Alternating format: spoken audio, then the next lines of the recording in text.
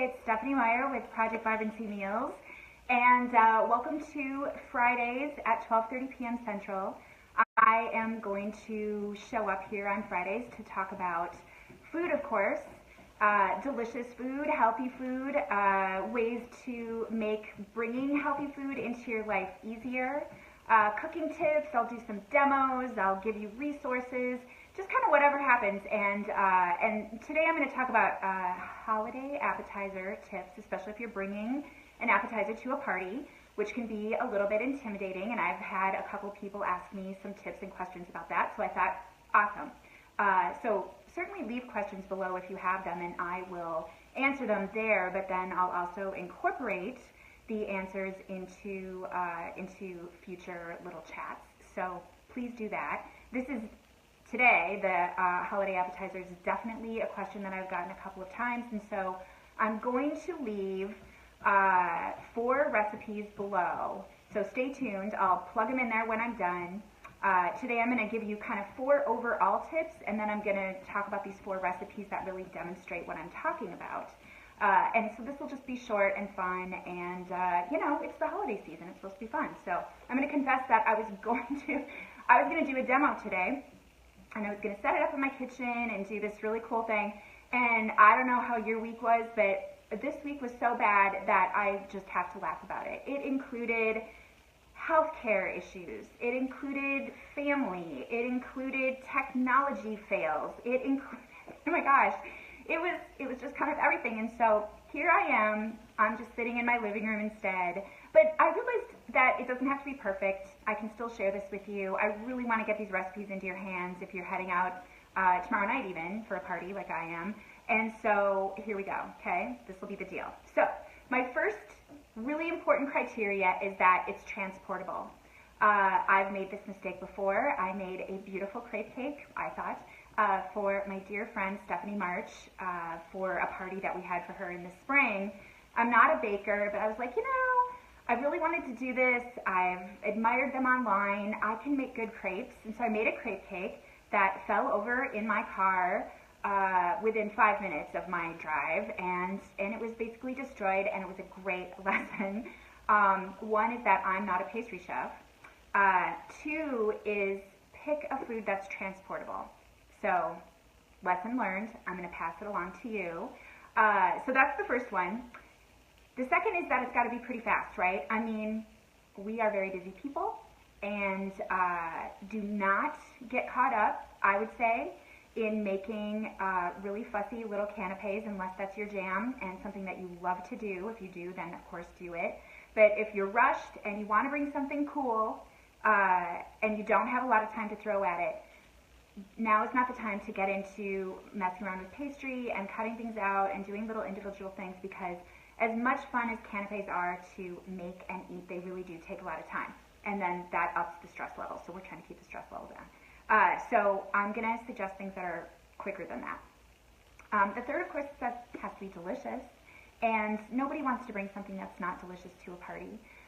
This is where I'm going to put in a call or a suggestion to not just go to the grocery store and buy something there, because grocery store food is meant to be convenient, and it often looks really pretty, but sometimes it's lacking, you know, that deliciousness, and then you just can't control what the flavor is to the same degree. So I'm not knocking it, and sometimes that is exactly what you need to do.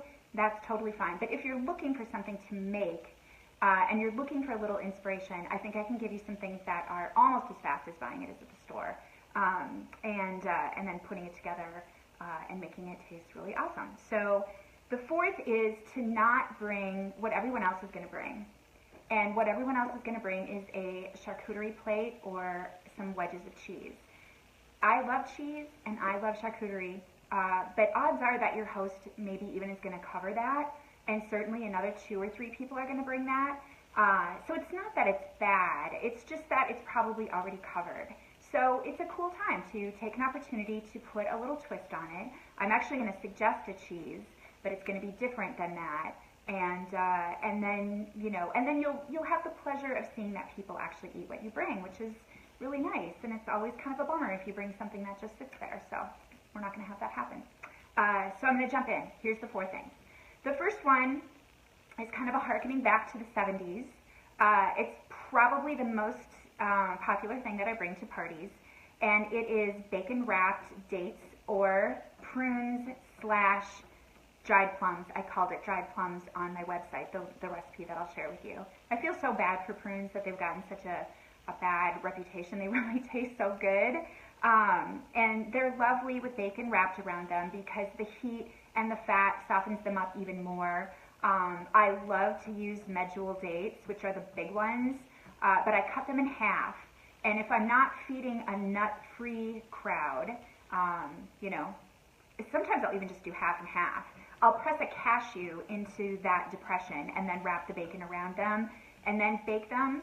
And then I do some that are nut-free as well. But anyway, they are hot as lava coming out of the oven. They need time to cool down. That's a perfect opportunity to let them cool while you travel to your party. So I actually put them in a big bowl and just leave it uncovered, and you know, it's safe sitting in the car, and then boom, there it is, and they're usually gone in 5 minutes. So that's the only bad thing, is that you spend the time to do it and then poof, they're gone.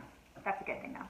And then my second suggestion, this is the cheese. Instead of doing wedges of cheese and crackers, I love the hand-dipped whole milk ricotta that is very easy to find at a cheese shop, Co-op, Whole Foods, and that stuff is so delicious, and I think it kind of goes overlooked because we have a bad association with commercially produced ricotta cheese. It's gritty, and we really only eat it in lasagna, where you kind of soften it up with all the other good things. But if you do a homemade ricotta, but again, we're talking about fast here, so if you buy the hand-dipped whole milk ricotta at one of the co-ops or Whole Foods or cheese shop, it is just glorious stuff. It is a little sweet, it's super creamy, and then it's really a blank canvas. So I spread some on a platter, you know, maybe in a spot like this big, and use a spoon to swipe a depression through it. And then you can fill that with olive oil and honey and salt, or maybe some, you know, really, really nice balsamic vinegar. Or you can go completely savory and do like an olive tapenade. You can sprinkle nuts on it. You can put fresh herbs on it. It just gets prettier and prettier and prettier as you layer it. And then, you know, I like to do something a little bit different. I certainly will do crackers with it or some toasted bread. But the recipe that I'm going to put below, I did for a client, and I wrapped figs in prosciutto and warmed those and set them there. And that is an incredibly decadent and seemingly impressive, but embarrassingly easy appetizer to make and bring to a party, and people love it. So my third suggestion is almost like cheating. It's just popcorn. But you know, this used to be kind of my secret weapon with my son's friends when he would bring them over after school. I would pop them popcorn, not in canola oil, because canola oil heated is disgusting. I just have this personal hatred for it. It's not very good for you. It tastes really terrible when it's hot. It smells kind of fishy because it's broken. So don't pop popcorn in canola oil. But if you want a really clean oil in terms of flavor, I would use a filtered avocado oil. It's super fun to pop in coconut oil or bacon fat. Those are oils that, you know, can be heated and still be stable. So go that route, and, you know, buy the good stuff. Like, buy some good heritage popcorn. It has so much flavor, easily found at farmers markets and, you know, co-ops and probably Whole Foods and stuff like that. But even if not, even if it's just regular popcorn, totally fine. Pop that. You know, follow good instructions. I give instructions in the blog that I'm going to link to, but you can also YouTube some popcorn videos. They're really actually quite fascinating. My son pointed me to a couple. There's some cool techniques out there.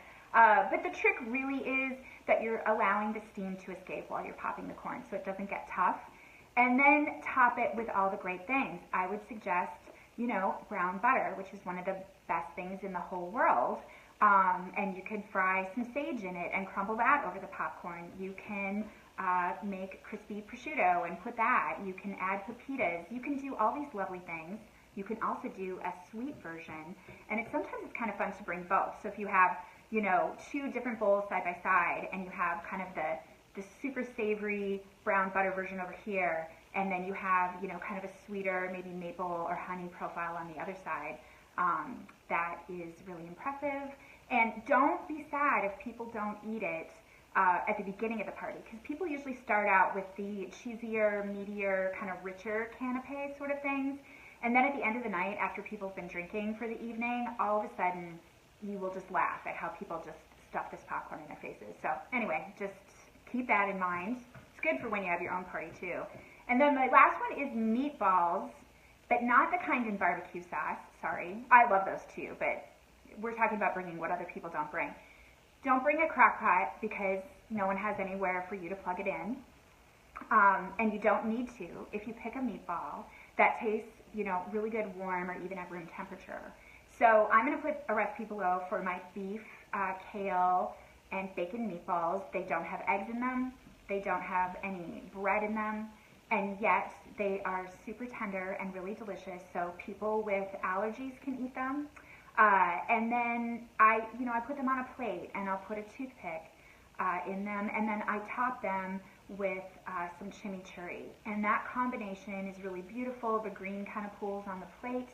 And then the meatball tastes good, hot, warm, or cold. And they're not your usual. And people love them. And they're easy to eat because you put a toothpick in them. So anyway, those are my 4 top appetizer suggestions for appetizers that transport well. They work great at home too if you're hosting a party. But anyway, that's going to be the deal. I will add the links below. If you're super jumping the gun on this or you're really busy and you need to know, you can Google any of those things on my website, which is freshstart.com. And all of them are there. There's also at the top of my website, there is a menu across the top. You can go into recipes and you can, you know, go through the appetizers. But I would use the search function or even search from Google. So anyway, I will put the links below. Thank you so very much. If you're going to party this weekend, have a great time. Be safe, drive safely, and check back with questions. Thanks, you guys. Bye.